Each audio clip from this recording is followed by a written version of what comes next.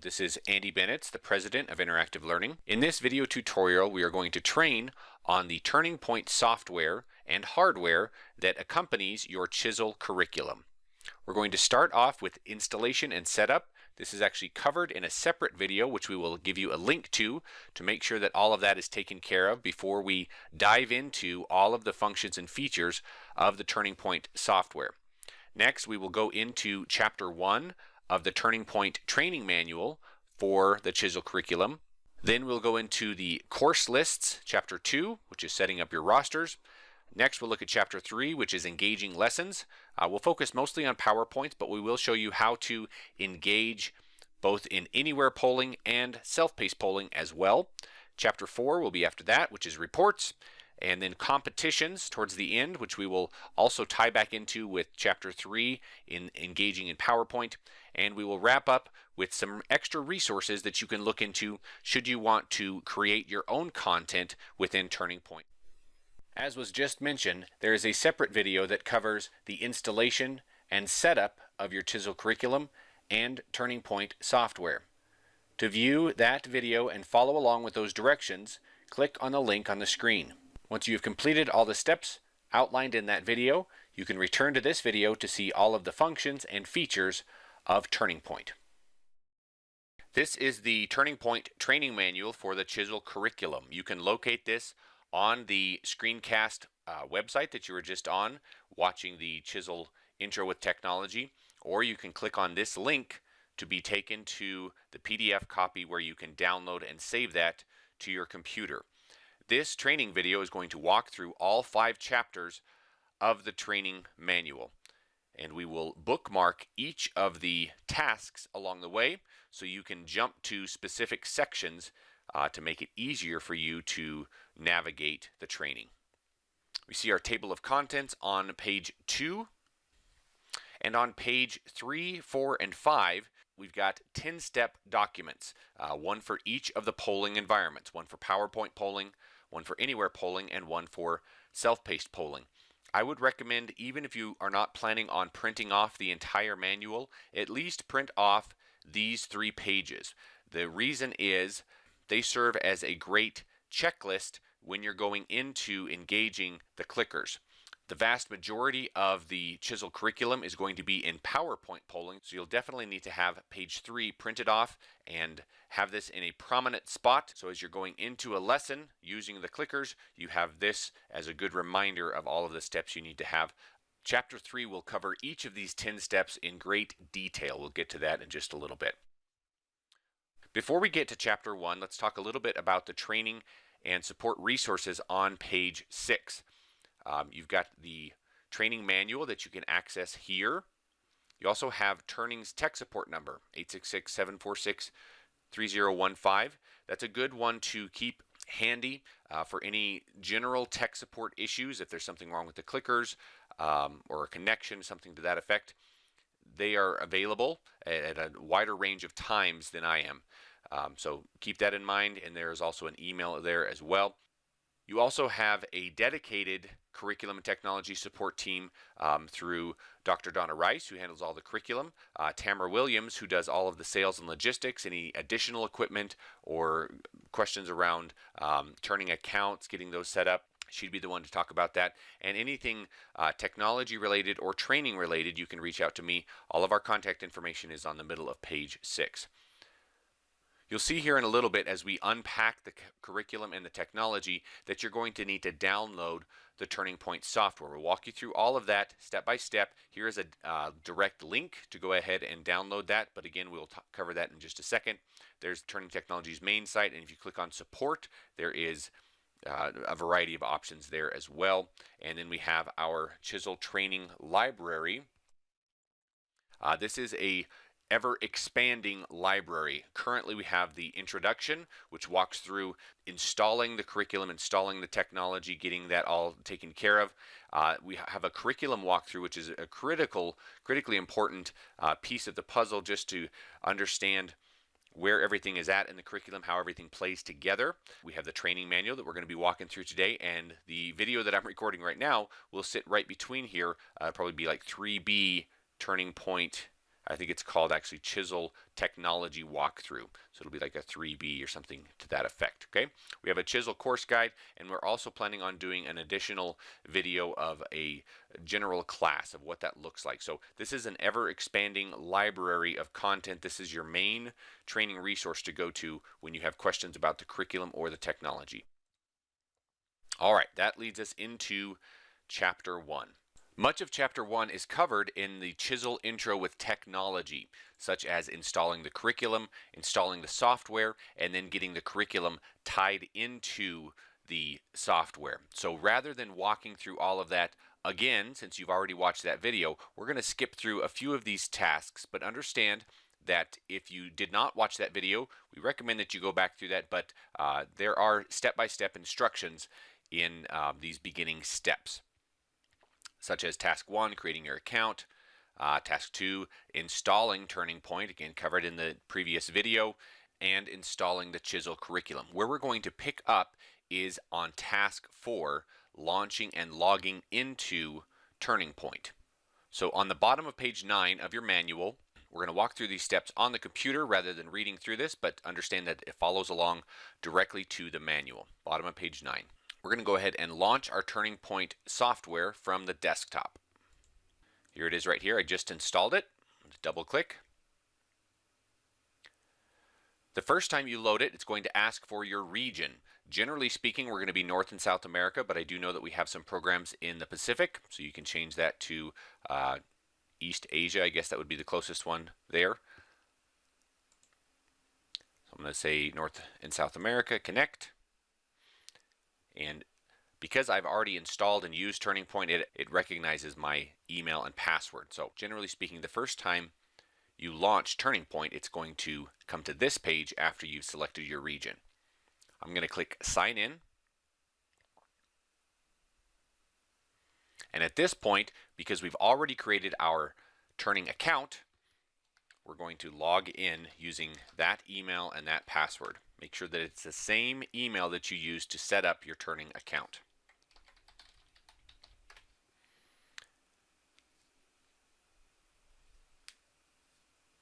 There's an option to remember your credentials, which is where it says welcome in your name. That's just a nice option to not have to type in your email and password every time. And here is our Turning Point dashboard. Continuing on in the manual, before we walk through the dashboard, notice step 6 says that you need to create your offline password. Generally speaking, if you've never installed Turning Point before, it's going to ask for that right when you first log on. If it doesn't, you can access that by clicking on the cog in the lower right, and then offline password, and it's going to say set password. So because I've already done that, it didn't ask for that. But you would just enter the same as your normal password, both there, and then re-enter it, hit set. And then that way, the purpose of that is that at any time, if you lose your internet connection or don't have an internet connection established when you're logging into Turning Point, you can still access the dashboard, still use the clickers. Everything will function exactly the same.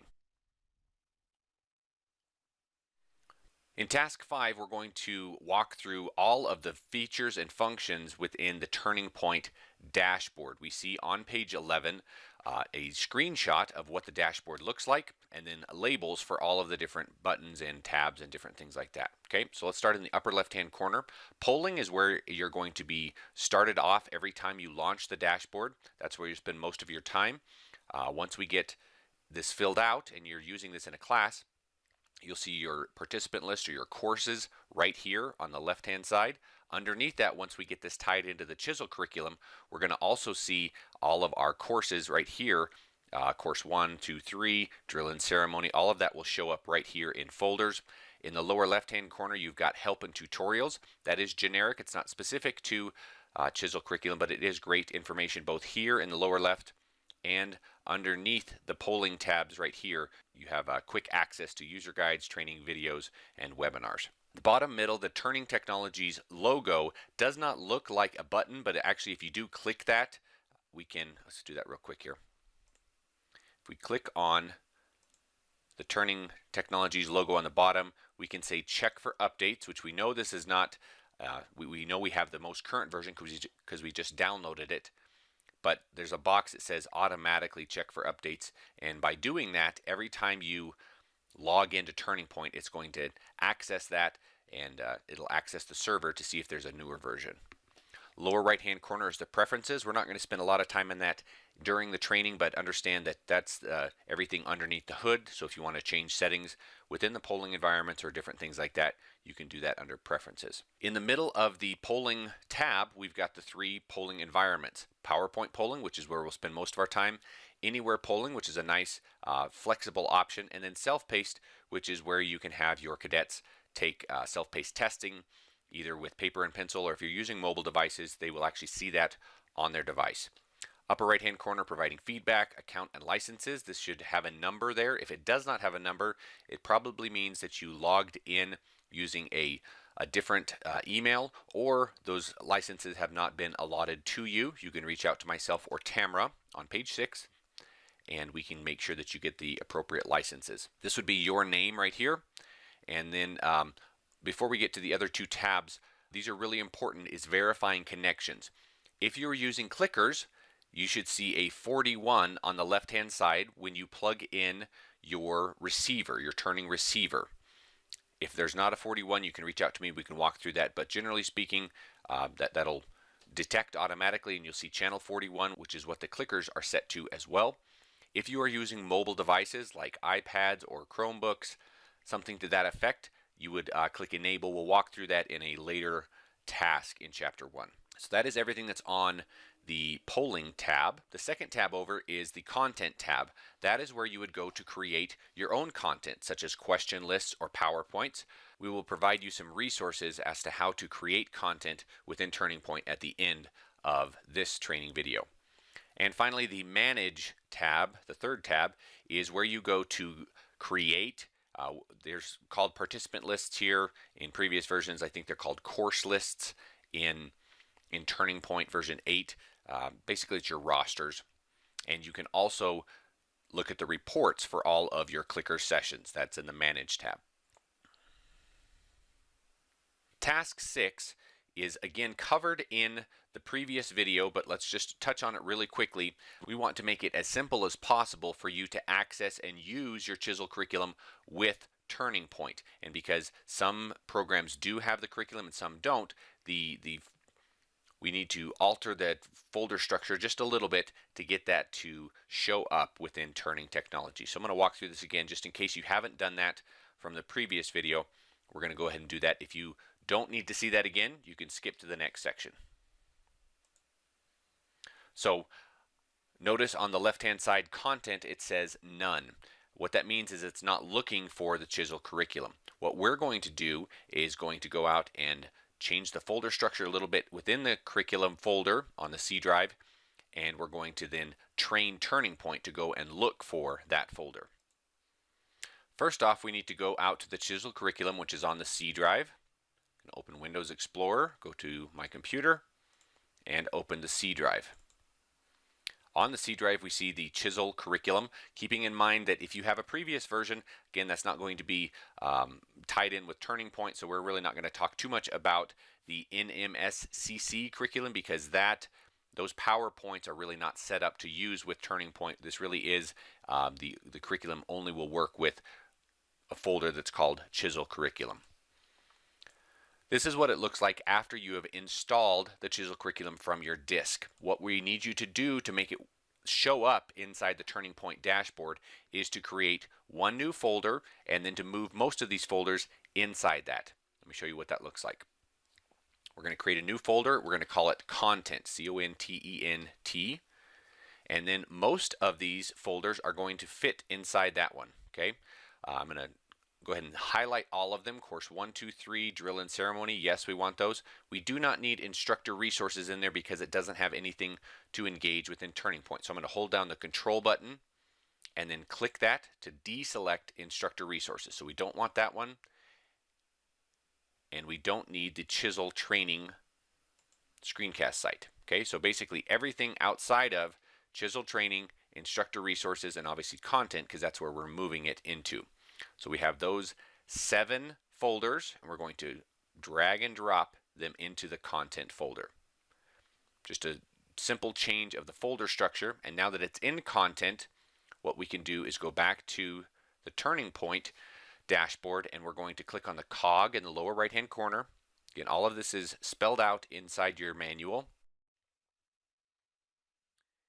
Notice right here the default save location is in my Documents folder. All we're going to do is train that to look inside the CHiSL curriculum folder, and then all of the content is going to show up right here on the left hand side. So we click on the 3 dots, and then we go out to this PC. We locate the C drive, our CHiSL curriculum folder, and then that's it. We don't need to click on content, because what it does is it looks for a folder called content within this root folder. So we highlight CHiSL curriculum, we say OK, and as soon as I do that, you're going to see it show up here on the left hand side. Just like that. Course 1 through 3, drill and ceremony leadership, lab, mission possible, and tests. And that is all you have to do. So now it is tied in, and when I open up these folders, I see all of my Course 1 PowerPoints. There's one question list on the bottom there, and that is true for all of the other folders within the content. So that is task 6. Task 7 of Chapter 1 is broken into 3 separate sections. A covers the QT2, B covers presenter card, and C covers mobile devices. You may have all or part of these, and that's why we broke it out into separate sections. Let's start with Task 7A, setting up Turning Point to be used with your QT2 cards. We have our Turning Point dashboard up and running, but notice it says receiver none found. So we're actually going to plug in, step number 1, plug in our receiver to a USB port. It actually says to do that beforehand. I think it will work both ways. And there we go. Now we've got channel 41. So we open Turning Point, select the channel number below. There's channel 41. Again, by default, guys, it's going to be on channel 41. So are all of the QT2 clickers. There's nothing that you need to change unless you have more than one set that is in close proximity, about 200 feet. To change that, it's very simple. You just click on the 41.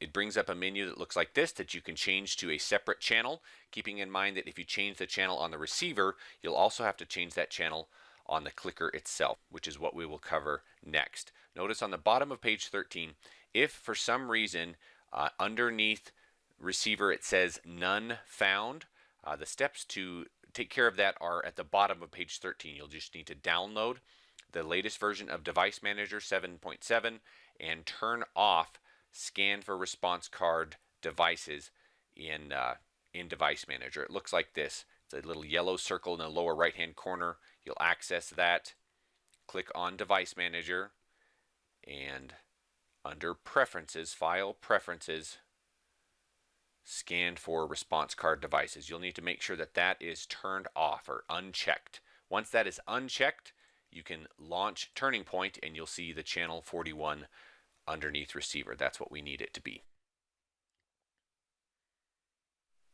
Again, if you are the only set of QT2s within a 200-foot radius, you do not need to change the channel on the QT2 card. However, if you do have that, this is the process. You hit the channel button, enter the new channel number, and then hit the OK button underneath on the right hand side.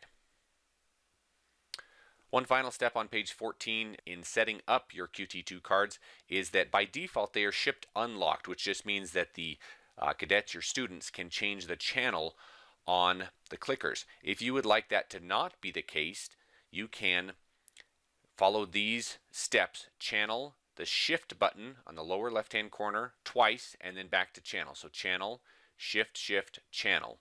And what's going to happen is there's going to be a lock icon that comes right next to your channel once you do that. Again, it's channel, channel, shift, shift, channel, and then you'll see a little lock icon. What that will prevent the cadets from doing is changing the channel on the clickers. It's not absolutely necessary, but if you would like to just ensure that they're not going to goof with your clickers and possibly mess up the connection, you can lock that. It's the same process to unlock the card as well. Channel, shift, shift, channel. Make sure that you do that rather quickly. You can't pause too long between the buttons there. So that is task 7A, which is setting up your QT2 cards. One other thing to make note of for the QT2 cards is if you jump to page 49, the second from the end, there is a quick start guide for the QT2 card. And it just walks through all of the different buttons and features and what you're going to see on the screen, some examples of screens for single response, multiple response, changing the channel. There's the lock icon that we talked about a little while ago. And if you go to the last page, it's what it looks like in testing mode. So a lot more information on the QT2 card in that last appendix on pages 49 and 50. Another hardware device that is shipped with the new version of the CHiSL curriculum and the Turning Point software is a presenter card. And this is a great little tool that allows you to go back and forth in your PowerPoint presentations, as well as some direct tie-ins with these programmable buttons along the bottom right here. So the first step you need to do to get that set up to use inside of Turning Point is to pair this presenter card with the Turning Point software. So that is the steps that are detailed on page 15. I'm going to go ahead and do that on the dashboard here. So I click on channel 41. That opens up my connections menu in the preferences. So I'm under connections. There's my channel 41 receiver. If I scroll down just a little bit, it says presenter card device ID. Yours will most likely say none. And you'll want to change that to be able to pair with your presenter card. So you're going to click the change button, and then with the presenter card in your hand, this right here, you're just going to push any button on that presenter card, and because it's on the same channel, it's going to then pair with the receiver. So here it is in my hand. I hit the start stop button, and now that device ID, which is on the back of the card, is now paired to that receiver. I click save, and now it's ready to go. One final step in setting up your presenter card is to configure the programmable buttons. You can see how to do that on page 16, and you see our recommended settings there in the middle of page 16. What we prefer that you go to is select the drop down for programmable button number 1 and change that to toggle %count. We think you're going to use that a lot. And number 2, change to repoll, which is the third from the bottom. So the third programmable button, show hide response grid, is fine. So just change these top 2 to toggle %count and repoll. That's again on page 16, and you can just do that while you are pairing your presenter card. Once that's done, we click close, and then we're back to the dashboard, and the presenter card is now paired and ready to go. If you do want to change these programmable buttons, you can see on the top of page 16 some of the different features that you may want to play around with. You can change those again by going into the preferences on the dashboard and switching those drop downs to these options here. The final task in chapter 7 is task 7C, and that is setting up your mobile devices. One of the greatest advantages of using Turning Point is the ability to either use hardware devices such as the QT2 cards or mobile devices like tablets, phones, Chromebooks, computers, anything like that as a student response system. So what we're going to do here in task 7C is set up the mobile responses from the Turning Point dashboard and show you what those look like. So first we're going to open up Turning Point. So on the right hand side we're going to click the Enable button, and we see at this point that by default it's going to go to random. When random is selected, Turning Point will provide you with a random 5 to 6 digit session ID. The session ID is what your students are going to use to log into the Turning Point app or onto a mobile browser to be able to use their device to click into the responses here. So we're just going to leave it as random at this point. The reserve option is to just say, rather than giving me a random number every time, I want to reserve Cortez 123. That's where I live. Okay. If you want that to always be your reserved ID, then you don't have to tell your students the different number every day. You can see here I actually have CHiSL. We work with JRTC, JLab. We have some different ones. I think you can reserve up to 10 different IDs, and you just say reserve right there and type in your session ID. So Cortez123, hit reserve, and then that will always be yours. Okay. Before we hit the start session, let's just look at the session options here.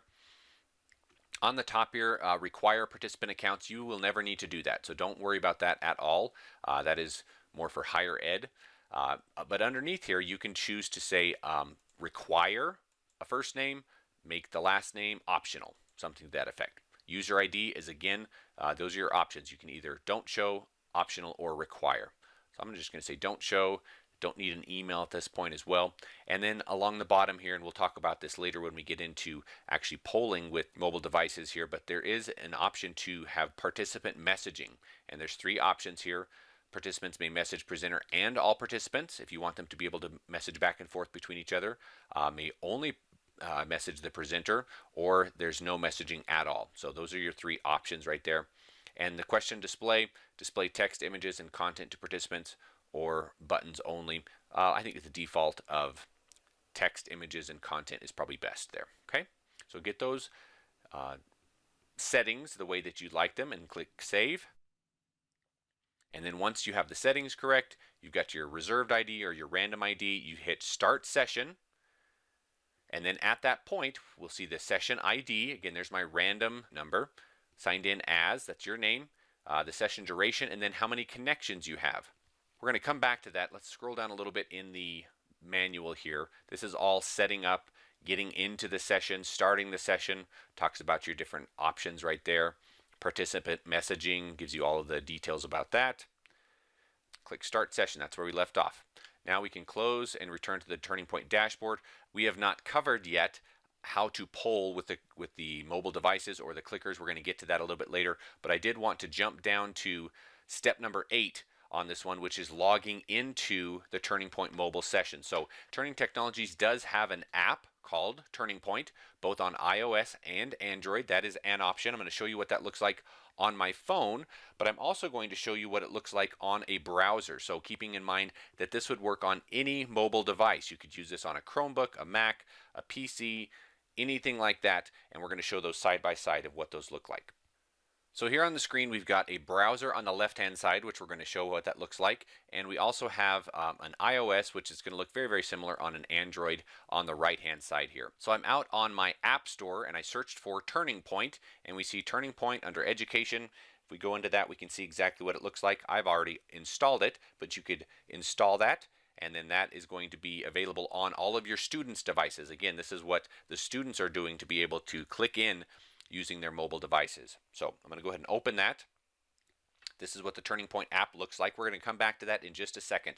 On the left-hand side, the fastest way for your students to get to the point where they can put in that session ID is to go directly to the website www.rw, stands for responseware, not that that matters, but RW and then poll, P-O-L-L.com.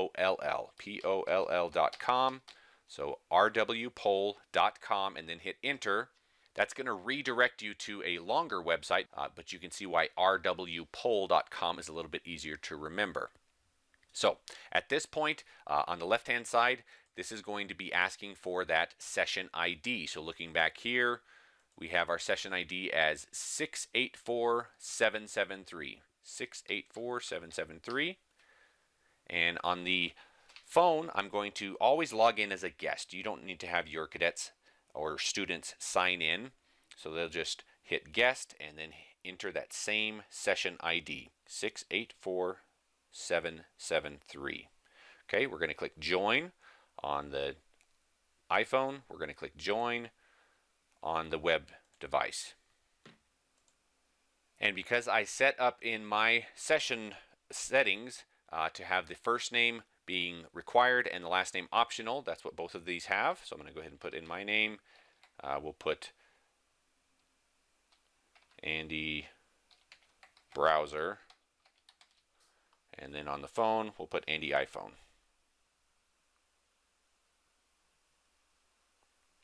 Okay, and once we have joined the session, it's going to say, please wait for the presenter. At this point, there's not a session for the students or the cadets to be clicking into or to be answering any questions. That's why it says, please wait for the presenter. We're going to come back to this when we get to Chapter 3. But that is what the process is of installing the app and logging into that session using either the reserved ID or the random one from the mobile devices. Back to our dashboard, at any time if you'd like to see how many people are on to your session, you can click on the mobile responses on the upper right. You'll see the session duration and the number of connections, as well as a signal strength. That just means stable, everything's good to go. Okay, so that concludes Chapter 1. Notice on the bottom of page 18 there is further instruction on the different ways to integrate and to use the mobile responses here. The link that is included on the bottom right here actually mentions, so once I've clicked on this link, I go to response options, scroll down a little bit here, and response options. So since I'm on a PC, I just click on PC, response options. It takes me out to a help page, but the reason that we went this route is that it provides you the ability to go in any direction. Okay, there's the Qt2, which we're going to talk about here, but if you had an iOS or an Android or a browser, those are all of the step-by-step directions for each of those. Rather than covering that in our manual, we just directed you towards that. Very, very straightforward. It's all pretty similar across all the different browsers. So that concludes our Chapter 1. Chapter 2 is going to look at course lists. Chapter 2 discovers courses, or really what they are is rosters. Note that you can import from learning management systems, but what we've found is it's really just easier to create them manually or copy and paste them from an Excel or as a CSV document here. So that's what we're going to focus on, is just creating them manually or copying and pasting them in, and then editing and managing them from there. So task 1 is to create a course manually. I'm going to go back into my Turning Point dashboard and walk you through the steps that are outlined in Chapter 2 starting on page 19. To access all of this, we need to go to our Manage tab.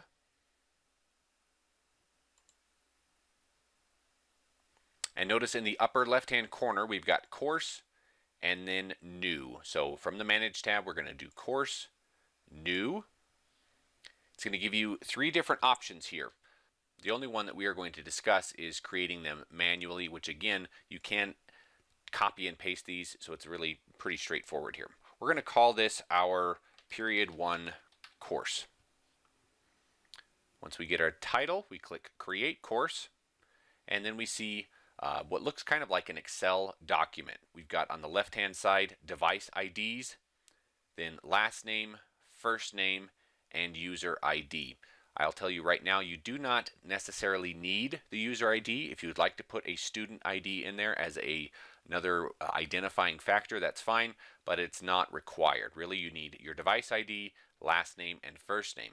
The device ID is going to be your clicker number. So the first way I'm going to show you how to do this is to just manually type these in, keeping in mind you could have a student do this as well.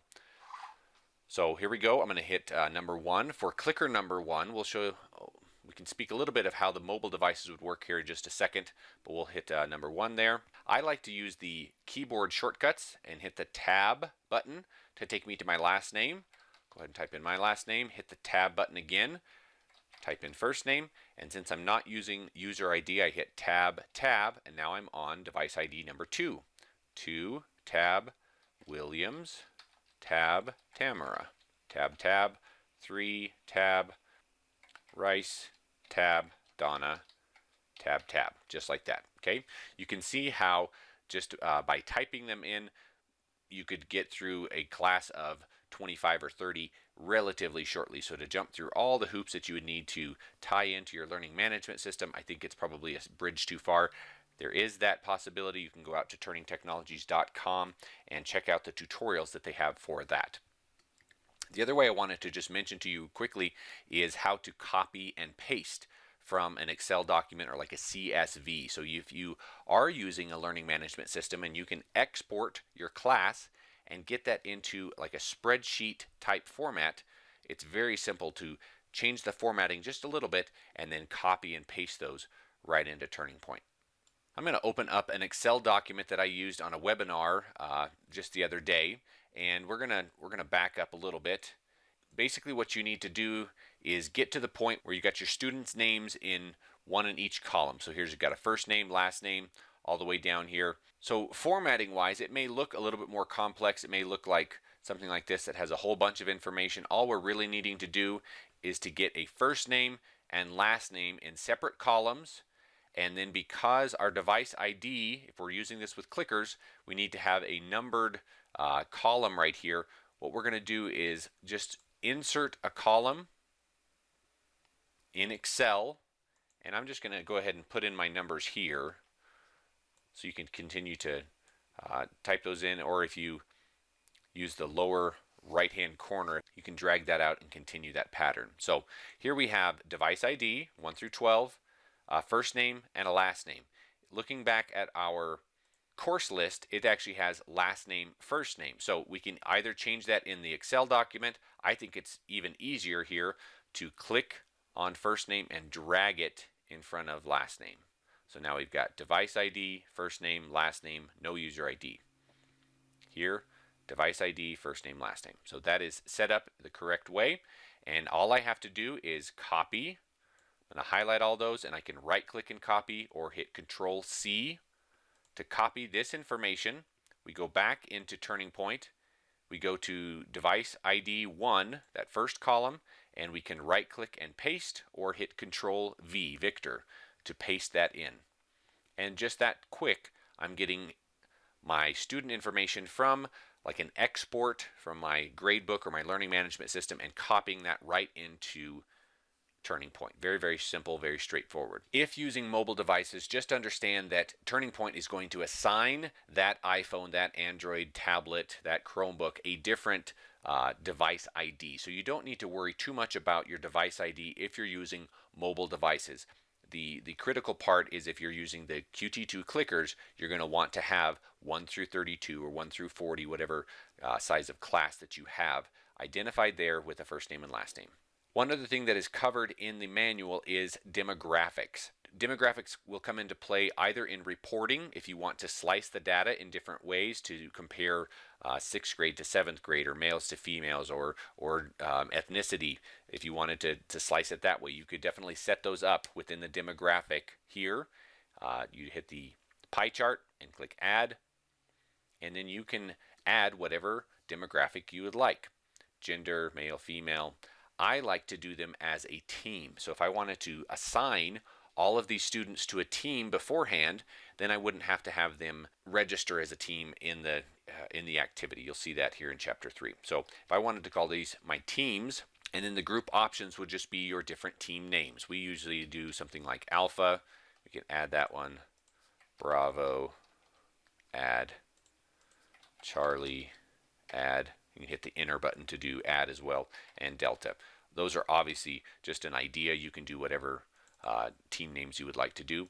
And then notice on the bottom here, use for competition. So by adding this demographic, we say OK. There we go. So now between device ID and first name, I can assign Mark. Mark is going to always be on the Alpha team. Vincent is on my Bravo team, so on and so forth. So now every time they are answering questions, if you're looking at the team competitions, they are already assigned to the teams. Again, that'll make more sense when we get into Chapter 3, but the demographics is specifically for teams is an option that I wanted to make sure that we highlighted in the video tutorial here. All right, back to our manual. We've covered basically everything that we need to in Chapter 2. You can always go back and look at specific information of how do we modify a course. There's all of, adding a participant. You can add new columns. We talked a little bit about the demographics. Anytime I want to edit a specific cell, I would just highlight that cell and either hit the backspace or continue typing. You can delete students as well. You can also print off your course lists, and the advantage of that would be that you could show that which clicker number each of the students have. And then once you're all done, you can click Save, or there's a Save and Close button on the lower right-hand corner. We already talked about demographics. That is task 3. managing a course, we can actually go back in. Let's go ahead and hit save and close here. And managing the course really is just talking about changing the name. So we see under course overview next to the name, if we hit the little pencil icon, I could change this name if I'd like to and hit save. So that is the basics of your course lists and creating your rosters for Turning Point. We didn't go through task by task, but you can see it's very straightforward. It's not very difficult at all. You can duplicate a course. We didn't talk about that specifically, but on the bottom of page 21, you can go see the steps on how to do that if that is something of interest to you. We mentioned printing a roster. There's the step-by-step directions, and that's the gist of Chapter 2. Next up, we're going to get into the good stuff, which is Chapter 3, and that is engaging all of these awesome CHiSL lessons with your cadets. Chapter 3 begins on page 23. I had mentioned earlier that the bulk of the CHiSL curriculum is actually in PowerPoint format. We do have a few question lists that you can engage within Anywhere polling and self-paced polling, but we're going to spend the bulk of our time on Chapter 3 really focusing on all of the great uses of the PowerPoint polling application. Top of page 23, it does mention the 10-step documents that I mentioned at the top of the video, and if we scroll down a little bit, you can actually see there are screenshots from pages 3, 4, and 5, and we go back into detail of all of the steps for plugging in the receiver, opening and logging in. So we're going to walk through those as if we were reading page 3. The little precursor to task 1 is that this is focusing on content that is already created for you. We will mention at the end of this video how you can create your own content and give you some resources for that, but the purpose of this video is to show you how to engage the content that is already made for you. So we've already done a lot of these steps. We've already plugged in our receiver. These are going to be the same for all 3 environments. We have to have our receiver plugged in if we're using clickers. If we're using mobile devices, we'd have to enable that mobile response, which we'd talked about a little bit before. We have to open and log in to Turning Point. We can go back to Chapter 1 and Task 4 on page 9 to see more directions on that. If we're using the clickers, we need to see this green radio transmitter with channel 41. If you're using the mobile devices, you would have to have that mobile response enabled and have that session ID with your students logged in, as we had spoken about just a little while ago.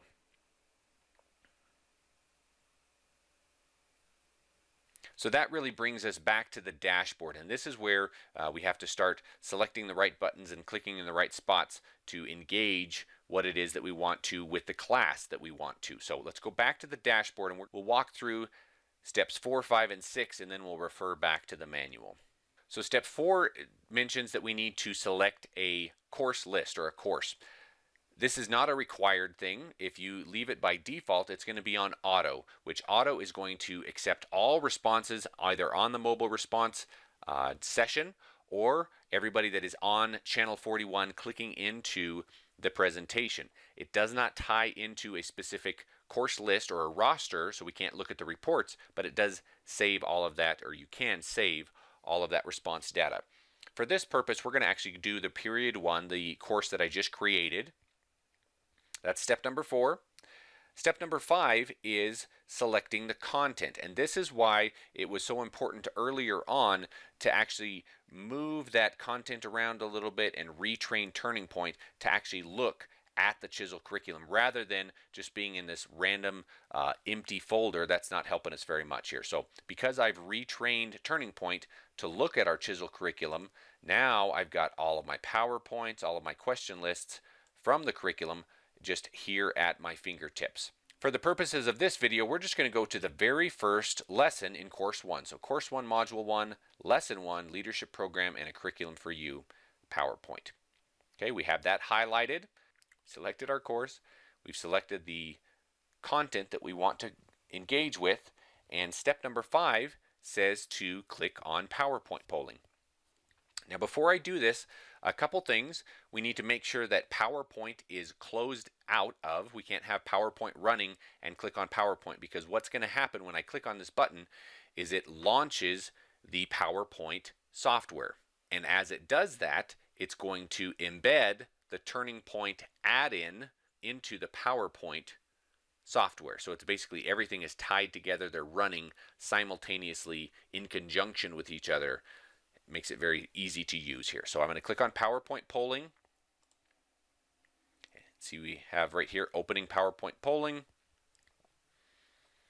Now it's going to look like Turning Point has disappeared, but it's really just in a different format. So rather than being in that dashboard, now Turning Point is actually in a format of the Turning Point add-in within PowerPoint, and we see that right here. So here's my normal PowerPoint software application. We've got home, insert, design, just the things that we would normally see within PowerPoint. But notice on the very end, we also have a Turning Point tab or a Turning Point toolbar. And it's from this toolbar that we'll be able to do all of the functions of Turning Point directly within PowerPoint and not having to bounce back and forth between the dashboard.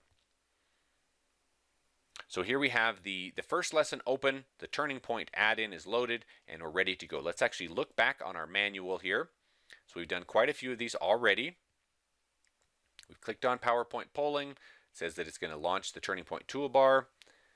If you do not select a PowerPoint, so just as an FYI, if you did not go through the process of tying in your content directly to the Turning Point dashboard, it's not the end of the world. You just have to go out and find it after you've opened PowerPoint. So we think it's easier this way, but just understand that once you get to this point and you have the Turning Point add-in loaded, I can go and open any PowerPoint I want, and I can access all of these different PowerPoints, and you'll still have Turning Point running.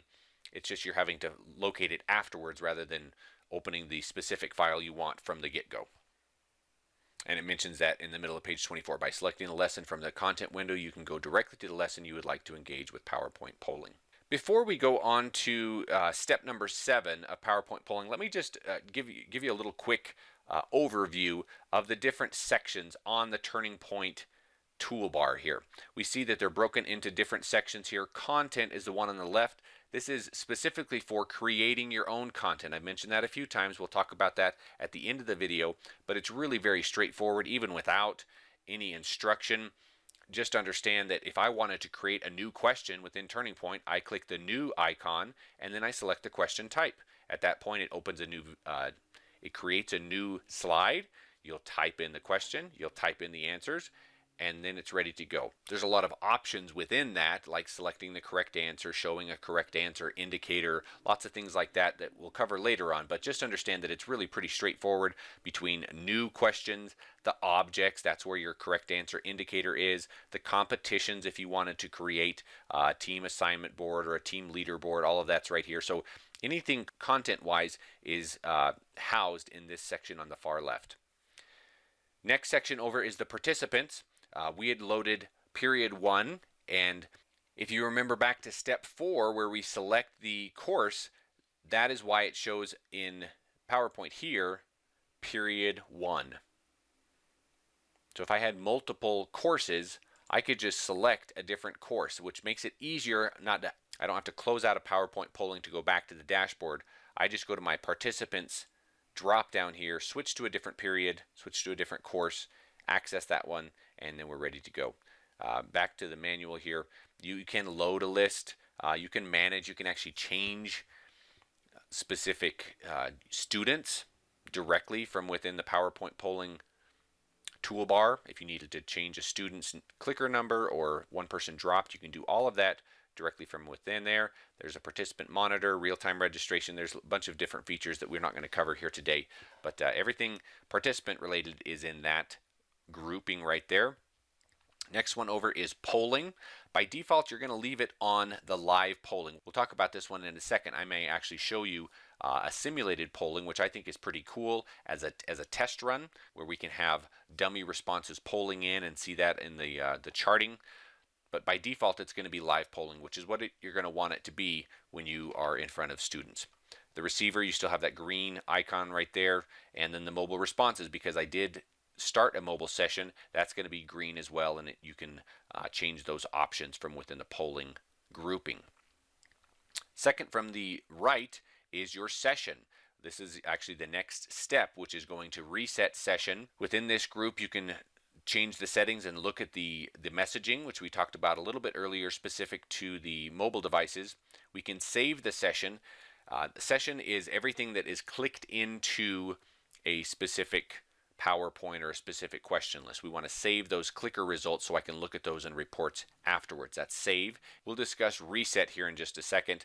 Continue is if you have a longer PowerPoint and you're going continue on, like on part 3 tomorrow, you can just hit continue and locate the session that you had done prior to that. Rather than one PowerPoint having multiple session files, you could have it as one session file, and all of those clicker results are going into one report rather than multiple reports. If you click continue, you can access the reports as well. Again, we'll talk about reset here in just a second.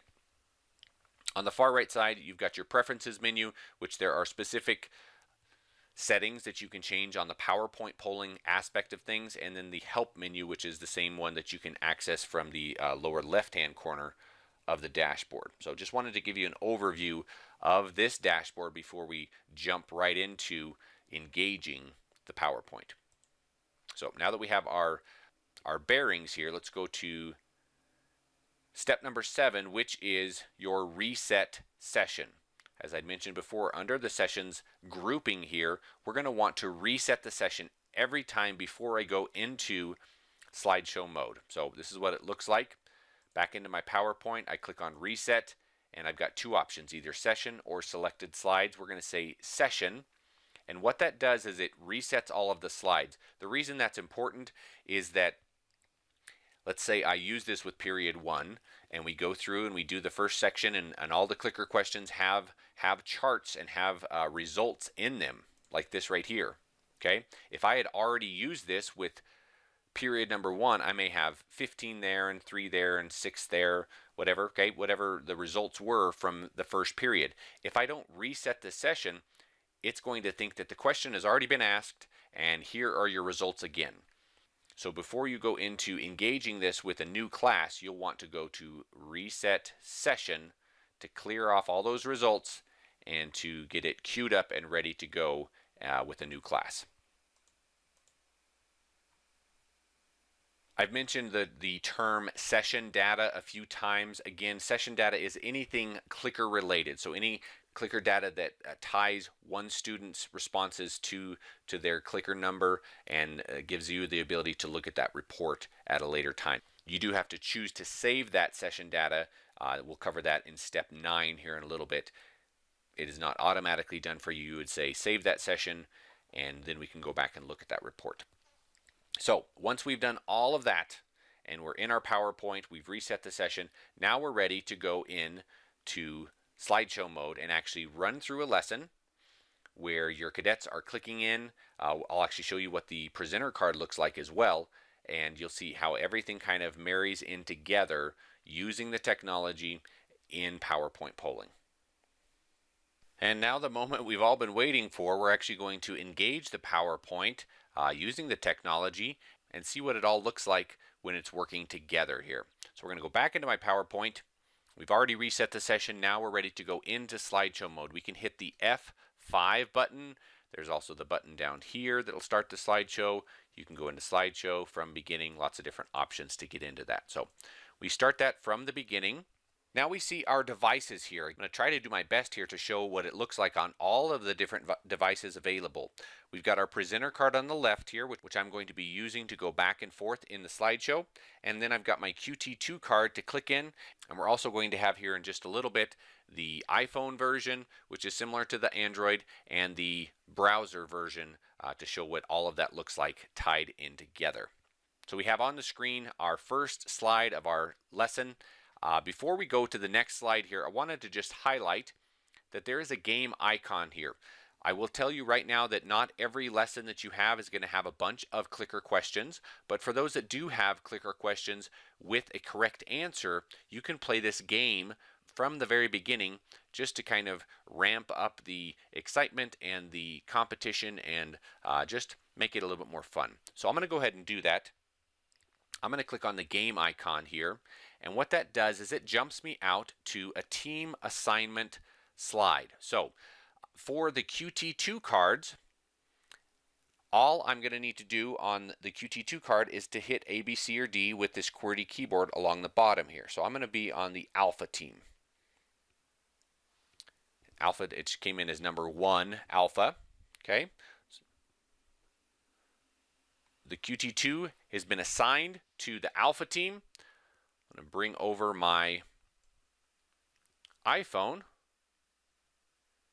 and my browser here. So we see that what happens on the mobile version is that it takes a screenshot of that specific question slide.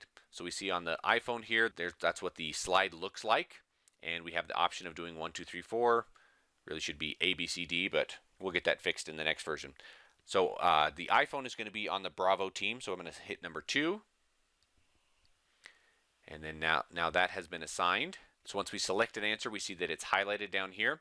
And then on the browser, same idea. We scroll down a little bit further. We see options 1, 2, 3, and 4. So we'll put Andy Browser on team number 3, or Team Charlie. Okay? So all of the different devices, whether it's a QT2, whether it's a mobile device or a browser, have all clicked in. They all work together. And the coolest part about it is you, as the instructor, we see on this screen along the very top here, we've got what's called the turning point show bar. We'll talk a lot more about that here in a little while. Along the top here, that the polling is open. That's why it's so critically important that we reset the session from the beginning. If I didn't reset the session, it would have said polling close and I would have had to open it up again. Just, it's annoying. So reset the session from the beginning makes it much easier for you. Polling is open. We see 3 responses. Those are our QT2, the iPhone, and the web browser. So those 3 responses are in. We'll talk more about all of the different buttons here in just a second. But for right now, all I'm going to do is I'm going to actually use my presenter card. So back here on the presenter card, using this as a device to control my computer, I'm going to click the forward button. And what that does is that closes the polling and it shows my chart. So we can see right here that one person had said Alpha, one had said Bravo, one had said Charlie. If we look back on our devices, we actually see a very similar chart. So that's the iPhone version. And here's the web version here. So very similar on all different platforms. So our teams have been assigned, and now we can go into actually using and teaching the CHiSL curriculum. To go back to our first slide, we just click one time, either with my mouse, but again, I'm going to show you the way to use the presenter card here. I'm just going to click the forward button, and then we're right back to our very first screen. So continuing to use my presenter card, I'm going to hit the forward button, and there's our first slide. This is a teaching slide, and we're not going to get into the CHiSL curriculum and the how-to and what the instructor guide looks like. That is covered in the curriculum video, but do understand that we do cover that in the curriculum walkthrough video. So for right now, we're just going to progress through the slides, and we're going to get to another slide that has some technology integration. As is discussed in the curriculum walkthrough, we do have hyperlinks throughout all of the PowerPoints that you can click on. This is with a mouse, right? You can't do that with a presenter card. But what that does is it opens up the PDFs and different activities that are related to that specific part of the curriculum. And we also have, which is somewhat of a technology feature here in the upper right-hand corner, to keep everybody engaged. Specifically, if you're using the clickers, you've got everybody assigned to a different clicker number. So if I had 32 clickers in my classroom, I could just click on 32 on the top here, and it gives me a random number. Just a very simple random number generator that keeps everybody on their toes. So student 10, why do you think this lesson is important? They get an answer. Student number 4, that's Susie. What do you think we're going to learn today, Susie? And she gets to talk. Keeps everybody engaged with the curriculum. So go ahead and use my presenter card to go to the next slide. And now we're back on to this is actually our first learning question. The CHiSL curriculum is what? A, B, C, or D? So for the QT2 users, everybody that's using a clicker system, Your students are going to be looking at the screen and reading through the answers and responding with their clicker. So if they think the correct answer is D, they press D on their clicker, and we see that it lights up with a D in the LCD screen there on the top. So that's what it would look like on a QT2 card. Similar to what we saw on the team assignment, here is our iOS version. Again, it just does a screenshot of that specific question, and it allows the student to either read it on the screen or read it on their device and answer accordingly. We see our answer along the bottom, and then the same idea with the web version as well. Scroll down, we see the screenshot here. If we think the answer is D, we click that, and then our answer is submitted. And the instructor the entire time is looking here, and we see 3 responses, polling is open. And what the instructor would do at this point is they are looking at the number here. How many people have responded? If I've got 3 people in my class, once that number reaches the number of students that I expect to be answering this question, I'm going to click either the forward button on my presenter card or the start stop, or if I'm not using my presenter card, I just click my mouse and all of those will close the polling. Everything is based on clicks or animations within PowerPoint. So one click closes the polling. Simultaneously to closing the polling, it also shows what my distribution is. So we said 2 people had said D, 1 person had said C. That is the distribution. There's our chart. Because this question has a correct answer, the second click, or the next time I click on forward, same idea with the presenter card, is going to show me my correct answer. So on the left-hand side, now I see that D is the correct answer, as is indicated by our green check mark. So one click closes the polling, shows my results. The second click gives me my correct answer. Now that we've answered this first question, we've looked at the results, we know what the correct answer is, you've got a couple different options from this point. You can, with your presenter card or your mouse, progress to the next slide and continue forward.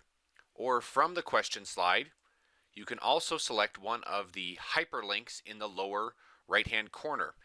And this gets into Chapter 5, which is on competitions.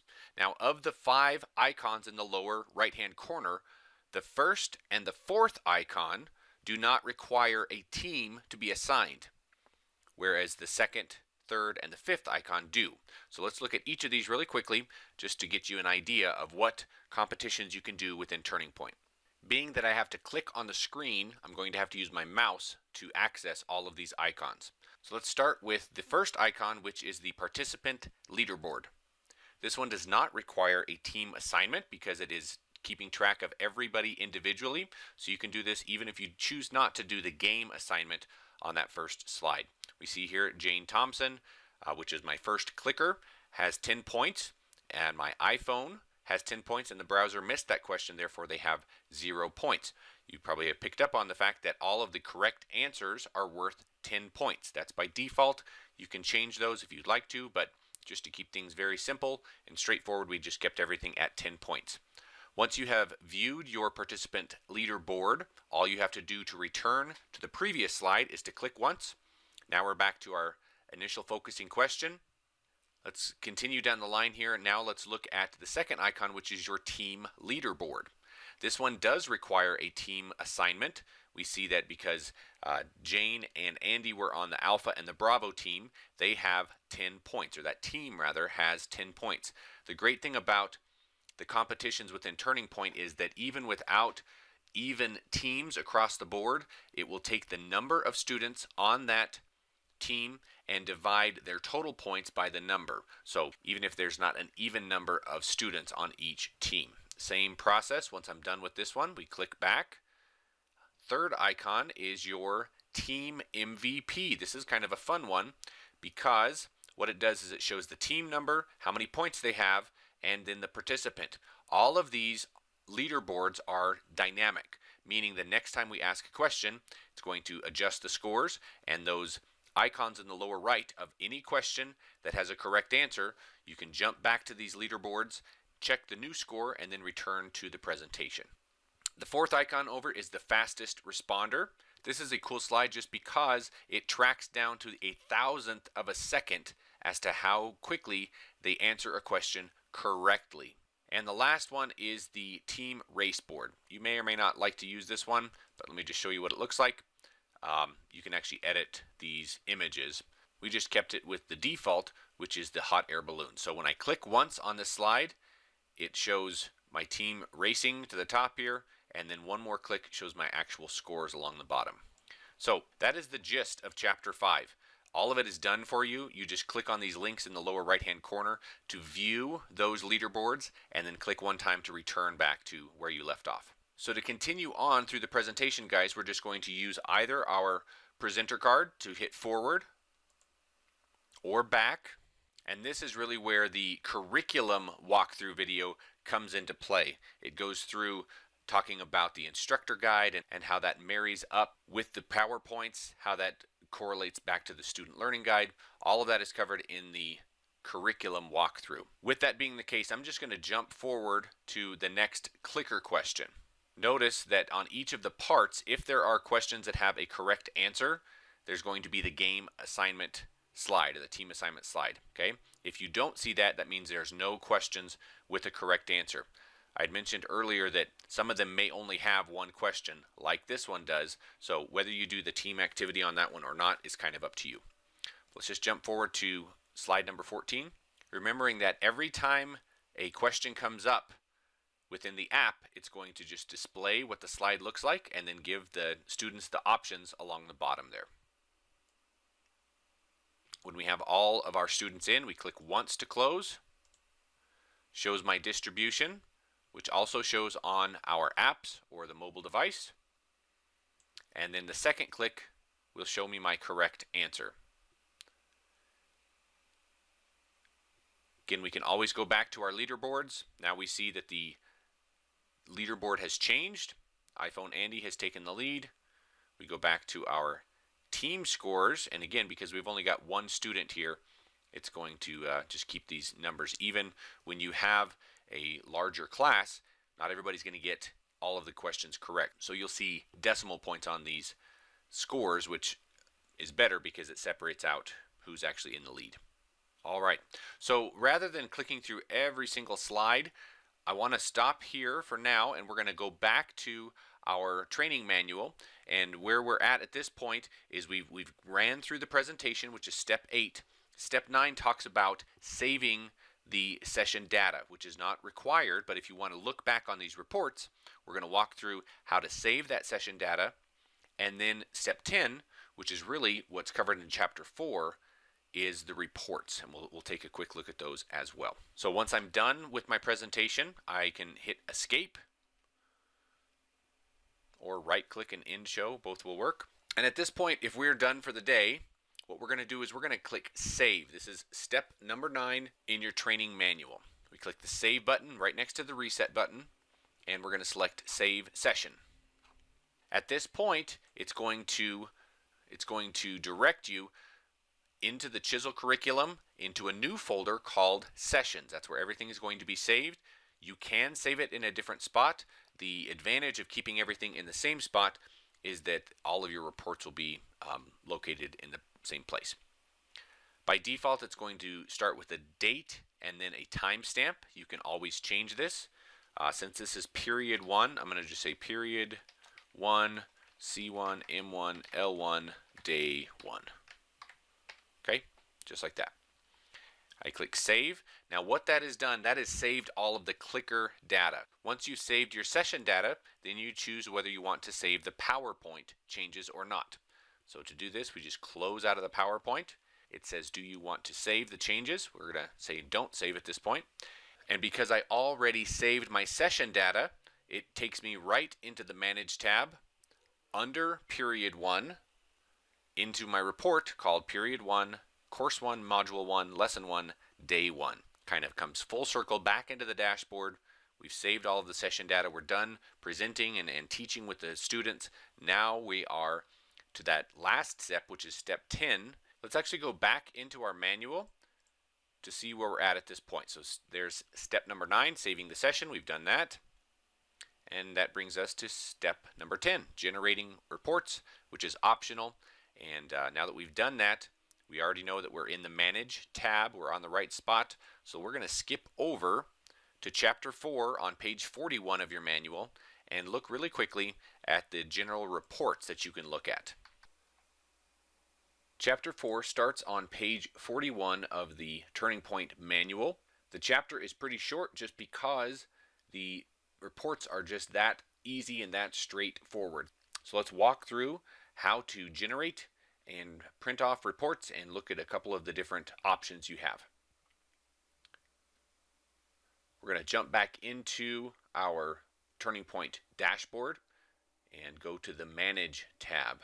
You'll remember that once we closed out the PowerPoint, since we saved that session data, it jumped us right to the Manage tab and directly to that session report. See a couple different options here. You can edit the session reports or the results manager. We're just going to go to reports. That's the simplest way to look at this information.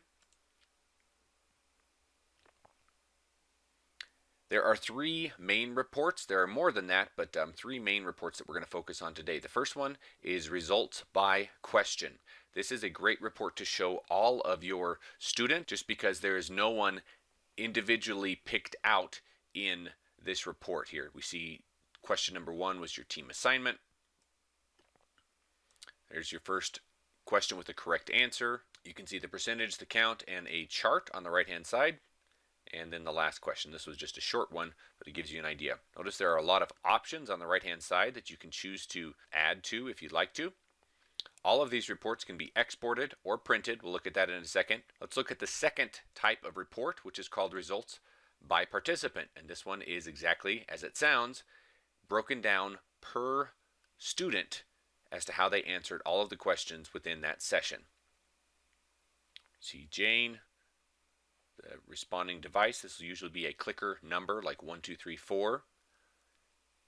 Their assignment. If they got it correct, it was green. Incorrect was red. Scroll down, there's the iPhone and the browser. Okay, I'd mentioned a couple of the options on the right hand side. By default, it's not going to show the answer choices. You can select that. You can see all of the choices that are available to you. Response history, this actually shows whether they change their mind. So you can see whether they're going back and forth between answers, and kind of a cool one, which is response time. How long is it taking them to answer the questions right there. All right, and the last one that I'd like to just mention to you is the results detail.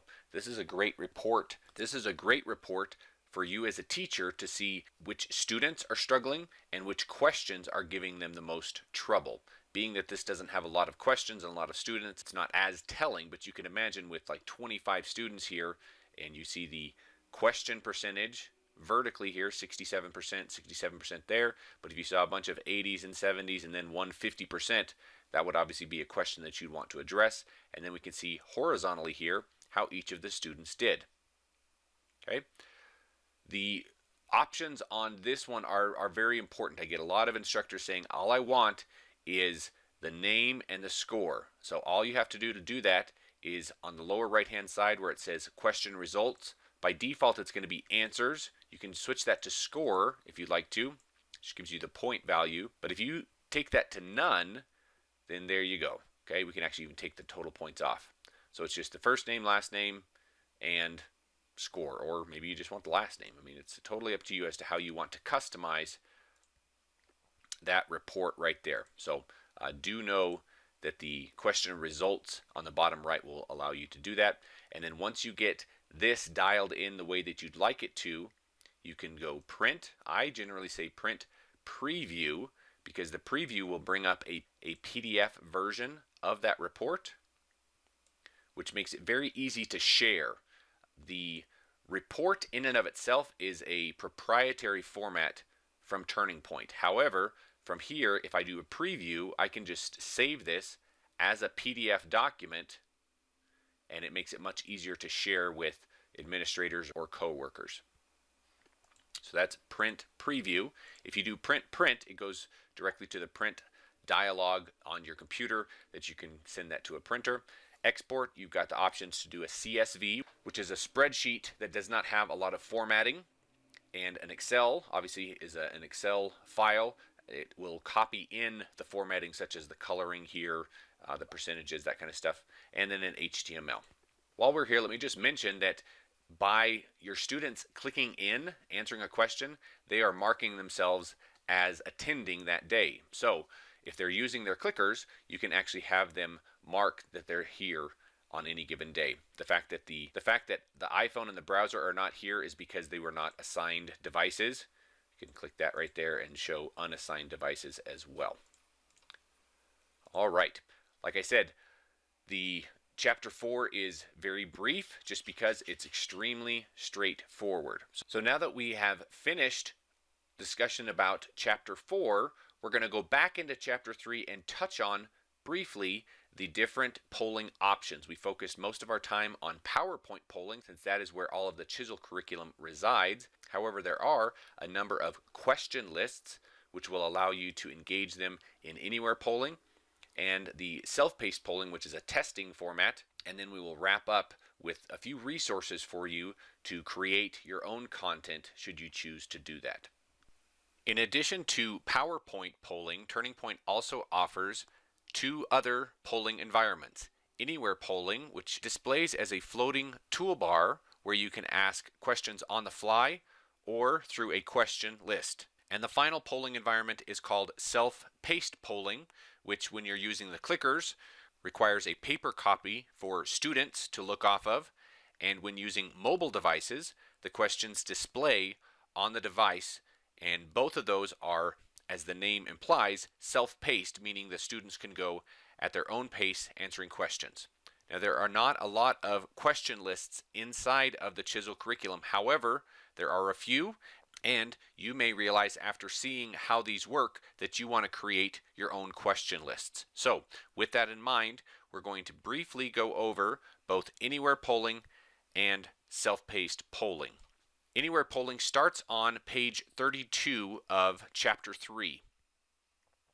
Similar to PowerPoint polling, there is a 10-step document, which is page 4 of the training manual, but on page 32 we break each of those down. Much of this is identical to PowerPoint polling. Case in point, plugging in your receiver, opening and logging into Turning Point, verifying your connection, either the turning receiver if you're using the clickers, or a connected mobile response session. Selecting the course list on both of those is optional. And then we get to step number 5, which is also optional. But rather than selecting a PowerPoint at this point, what you're going to do is you're going to select a question list. So let's walk through those steps on the Turning Point dashboard. So here we are back on the dashboard. We're going to go into Mission Possible. That's where you're going to find most of the question lists.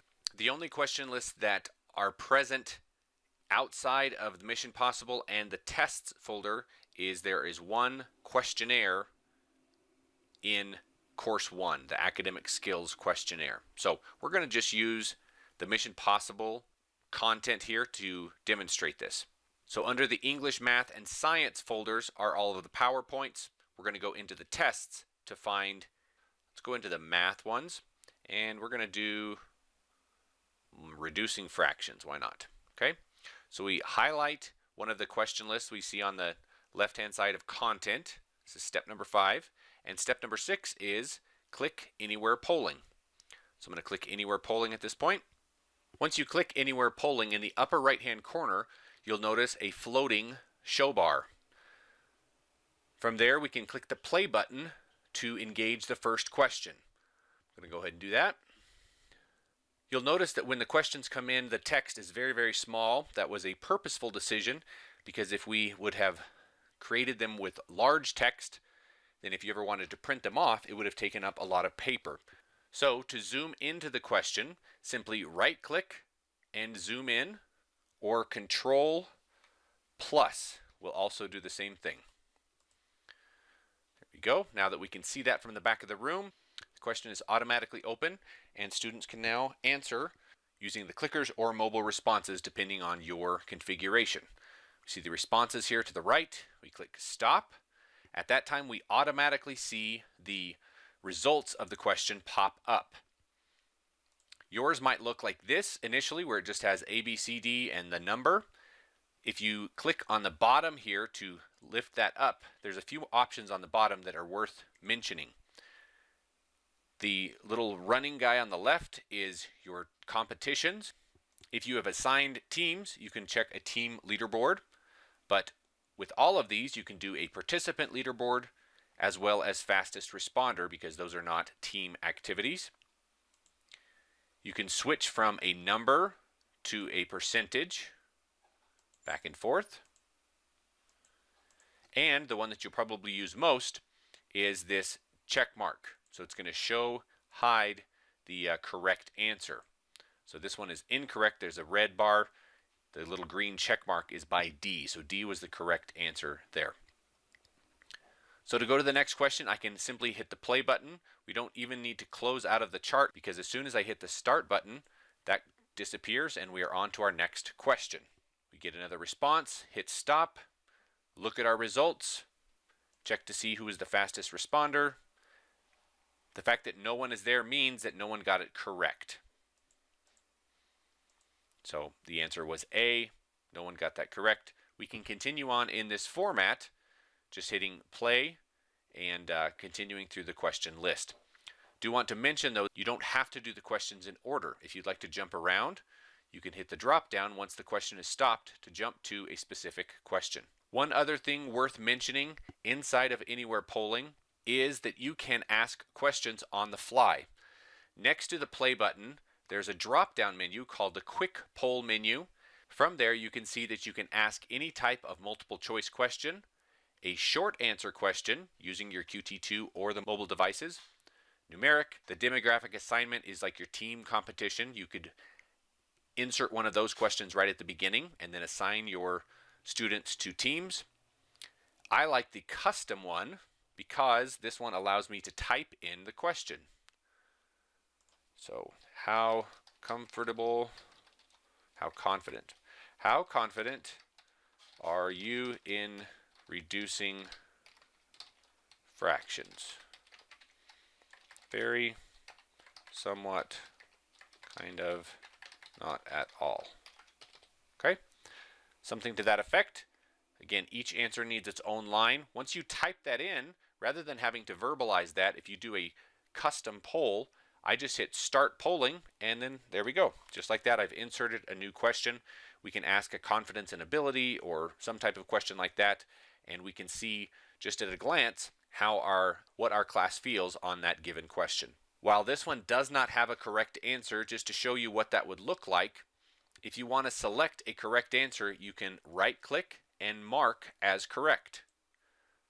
So if this was a question that had a correct answer, again, just right-click, and it's going to mark that as correct. When you're done with all of your questions, the fastest way and the easiest way to get out of Anywhere Polling is to just close the polling using the X in the upper right-hand corner of the show bar.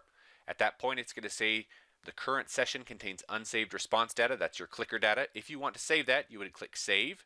If not, you would say Don't Save. And then it's the same process as we saw in PowerPoint polling, where you can go into the reports and print or export those. So for this case, I'm going to say Don't Save. And then at that point, it returns me to my dashboard. So that is a brief overview of what Anywhere Polling looks like. Next, we will look at self-paced polling. The final polling environment we will look at is self-paced polling. This section starts on page 37 in Chapter 3. Similar to the previous polling environments, you obviously have to have your receiver plugged in or using a mobile response session. You have to open and log into Turning Point, select a course list, and at this point, content is not optional. You have to have a question list to engage. So we're going to pick it up on the dashboard on step number 4, selecting content, and then go through the process of engaging a self-paced polling test. Back in our dashboard, we already have our receiver connected. We have our mobile response session live. I've selected the course list that I want to engage with, and we're going to go into Mission Possible, under Tests, and we're going to engage the passive voice question list. Once I've completed step number 4, selecting my content, now I'm going to select the self-paced polling on the far right of the dashboard.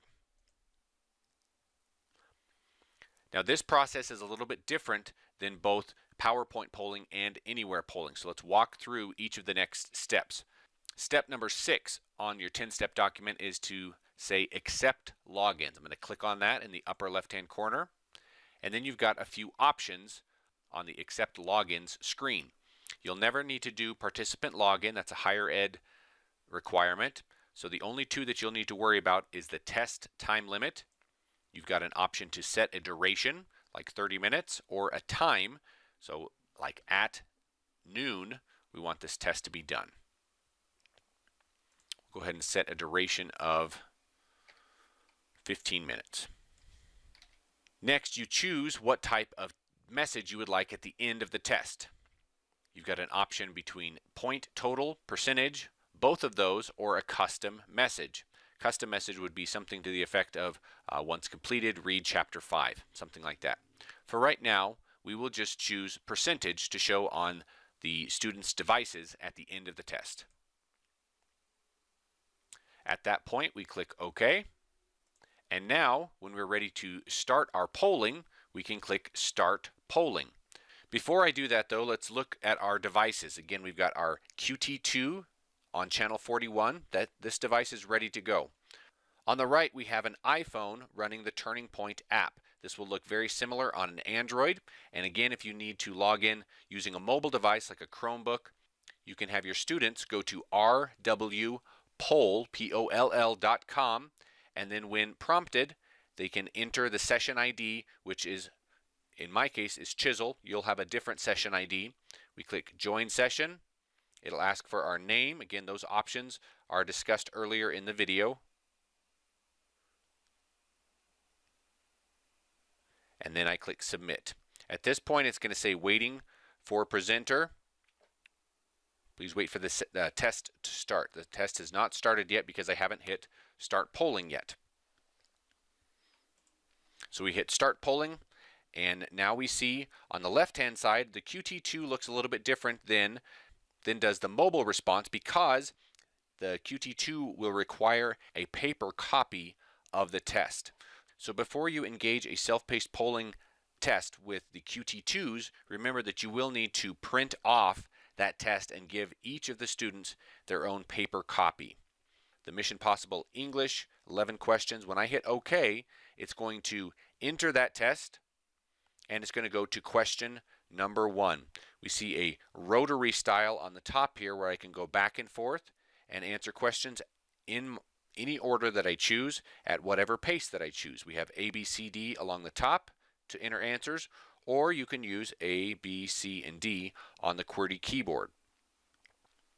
So we'll answer that question here. Notice over on the mobile device side, you would not need to print off a test because the screen is large enough that it can display the entire question. So we read through the question. Which one do we think that is? We think the answer might be B. It fills in the answer similar to what it does on the QT2, and then I can swipe to go to the next question, or I can tap on questions to jump around to whichever question I would like. So similar idea, but again, the QT2 is going to require a paper copy for the students to answer the test, whereas the mobile device, they can read the question off of the device itself.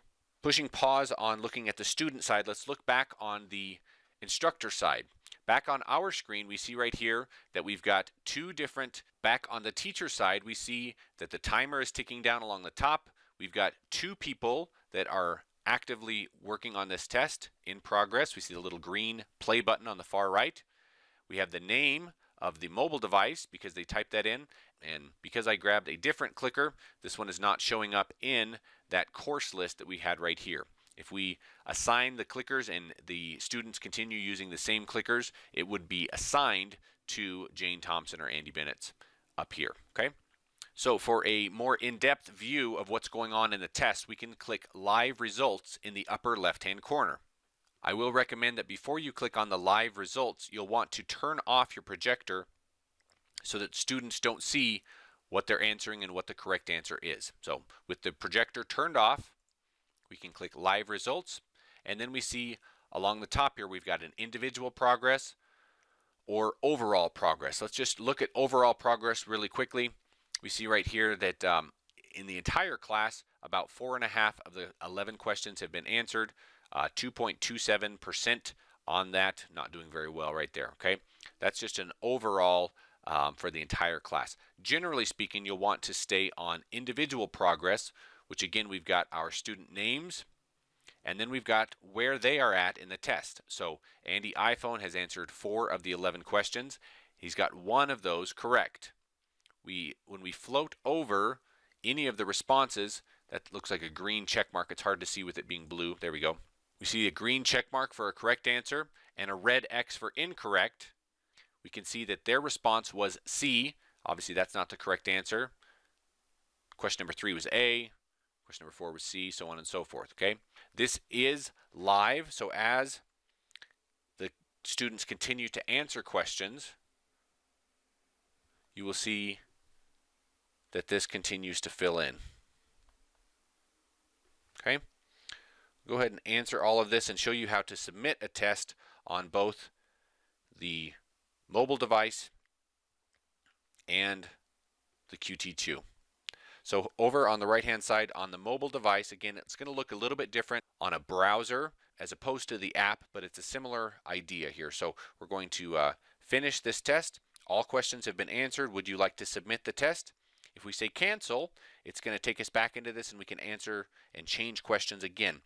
Generally speaking, we'll want to say submit, and then at that point, the test is sent in and we see our message. If you recall, as we were setting this up, we said that we wanted to show the percentage at the end of the test, not a custom message or not a score. So that is our percentage. When I click OK, then we're done, and the mobile device is ready to use on a different quiz or test. Okay. On the QT2 side of things here, if we go ahead and complete this test, it's going to say the test is complete. If we skipped one, it will actually say incomplete. But at this point, you've got 3 options. For incomplete, I would definitely recommend hitting the back arrow on the left-hand side so the students can go back in. It actually takes them directly to the question that they skipped so they could answer that question. Then once it shows that it's all completed, it comes back to this screen. Again, back to change answers, trash to get rid of all your answers. Generally, you won't want to do that. Or sending in the response. When we're done, when the students are done and ready to send in their response, they would hit the send button on the right-hand side. It says, are we sure we want to send that? We say OK. It saves the test and sends the test one more time. And most importantly, and on the QT2 side of things, this is an important step. We need to ensure that on the screen itself, okay, there we go, there's our percentage. After it shows the percentage, it's going to go back to that main screen where it's got the channel button on the upper left and the battery indicator on the upper right. Once this clears off, it stays there for about a minute. It goes back to that blank screen, and that is what we need to have all of the QT2s look like at the end of a test. Because if they are not, there we go, there's our goodbye. Because if it's not that, then it's actually in the testing mode, and the next time a different student picks this up, they'll still be in that testing mode. So we need to make sure that it looks like this on the QT2 side, and on the teacher side of things, we need to make sure that it has this little green circle with a white check mark. Test is received. If it has the play button, it means that the test has not been received, it has not been sent. We can see that both from the live results screen here or from just the general one here that says it changed from a test in progress to a test received. Once we have all of the tests received, both from the QT2 and the mobile responses, we can click Stop Polling. And at that point, we have the option, this is step 9 in our 10-step document, we have the option to save the session or to close out of it. Generally, if you're doing a test, you're going to want to save that session. We hit save. It's going to dump us right into our sessions folder. It gives us the name of the question list that we engaged and a date and timestamp. Again, you can change that however you would like to. We click save there, and then once we're done, we can click out of self-paced polling And similar to PowerPoint, it jumps us right to the Manage tab and to that specific session. So if we wanted to, we could look at the reports for this specific session. The manual obviously goes into much more detail as far as the self-paced polling environment goes, but hopefully this has given you an idea of what that would look like both on the QT2 side of things, having to print off the tests, or the mobile device side, which they can look off of their device and answer the questions at their own pace. So as we wrap up this video, let me just remind you that our CHiSL training website is your best place to go for all things curriculum and technology related. The video you're watching right here is the CHiSL technology walkthrough. If you have not already watched the CHiSL curriculum walkthrough, I would recommend that you do that. The intro with technology is getting everything set up. We mentioned that at the beginning, so I would imagine you've already done that at this point. The training manual that we've been referring to this entire time is this 3A document. There will be a new document, 3B, which will be content creation for Turning Point, located right here. You'll also be able to link to that content creation manual from the bottom of page 37. By accessing your CHiSL training website, you will have the most up-to-date training information possible for the CHiSL curriculum and technology. That concludes the CHiSL technology walkthrough training video. We trust this has been useful for you. If you have any questions about your CHiSL curriculum or technology, please reach out to me at the information on the screen, and we will be happy to get you up and going. We thank you so much for your purchase of the CHiSL curriculum and technology, and we look forward to working with you as you continue impacting future generations. Thank you very much.